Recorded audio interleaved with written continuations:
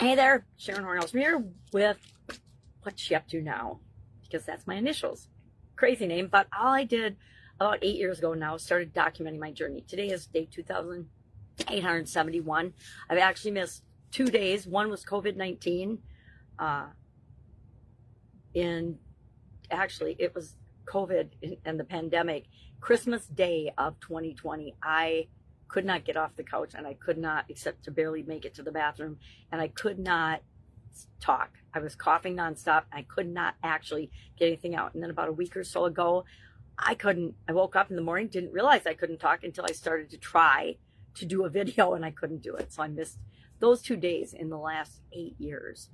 So I guess our topic today in Supersize Your Business and Be a Better You Annual Challenge is the importance of core values. And one of my core values apparently has switched to being consistent, because 8 years is pretty consistent. So we're identifying our top 3 core values today. Why are we doing that? Because it makes our life and our outcomes and our results so much faster and easier to get and achieve, because we're consistent, we're true to ourselves, we're behaving in alignment with the things that are most important to us. Maybe adventure is one of your core values. I know it's one of my sons. It's not one of mine. I'm not a super adventurous person. Was when I was younger, but not so much anymore. Once I had kids, I was like, okay, can't really do hazardous things anymore, because if something happens to me, what happens to my kids? But that might be one of yours. Or love is always one of mine. I'd say one of my number one core value is love, right? Love of myself and love of other people. Then I've got continuous improvement, personal growth and development. It colors everything that I do, the things I pay attention to, what I will and will not accept in my life. It sets a boundary for us. Our core values set a boundary for us in terms of what we will and will not tolerate, our standards, as well as what we will say yes to and we will say no to. Even what we'll even see. If it doesn't match our core values, our reticular activating system, fancy name for a filter, will not even show us those things. They'll be in front of us, but we won't even see them. It works both positively and negatively with respect to opportunities, right, and challenges. So we want to make sure that we're clear on what we're for and what we're against. And the fastest way to do that is to identify our core values. Maybe your core value is health, wealth, well-being. I don't know what it is, but share your top 3 in the comments below. I'm going to do that here too.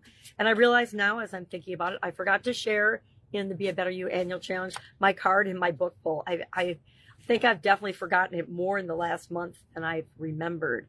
So I'm going to share it quickly here, if I can find a magnifying glass.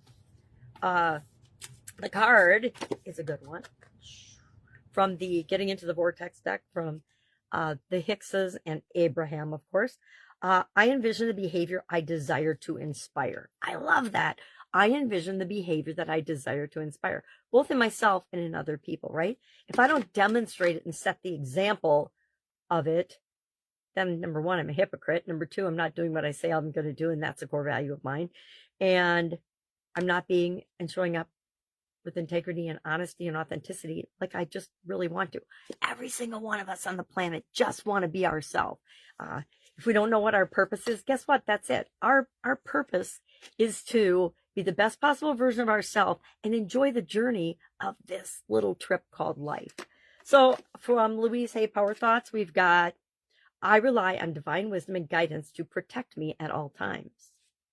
I would like to say to guide me at all times. And then the other side of that is, I love life. I look forward to every moment of it, even the ones that suck, and call me out on my own nonsense and false beliefs and things. We just talked about that yesterday. So even the hard times are here to show us something. It's hard to wrap our head around that sometimes when bad things happen. But until we learn the lesson and have the epiphany and the aha from what that event was trying to teach us, guess what? It'll come back again, not that same exact thing, but something different to challenge us in the same way till we realize, oh my gosh, no wonder that happened, right? Because everything happens for us, whether we believe it or not. Okay. What am I working on? School community. I am in a 6-month challenge with an incredible group on the school community. I've also got my own school community. And one of the things I'm thinking about doing is taking the annual challenge and monetizing it. Not a ton of money, but to monetize it, to get a little bit of money to prove to myself that it is adding value to the world and making the world a better place. My question is, should I do that in a separate community and have, hey, this is this year's annual challenge and have that in the community? Or should I keep it in my Supersize Your Business community and just have it be an offering or a course in that community? I'm curious. I'm going, there's pluses and minuses of both. And the primary driver is energy to maintain and establish and grow the community. I'm struggling with growing my first community, not going to lie. And I know exactly what I'm doing wrong about it. And that's just fears and things I have to overcome, which is part of why I'm doing the 6-month challenge. If you want to know about that, by the way, killer. The best community I have found of the hundreds of thousands of communities on the Skool platform is this one. Not mine. I want mine to be that, but it isn't yet, right? It isn't yet. All right. If I can help you anyway, hit me up and ask. Otherwise, have an absolutely, positively tremendous Tuesday. And I will, of course, be with you tomorrow.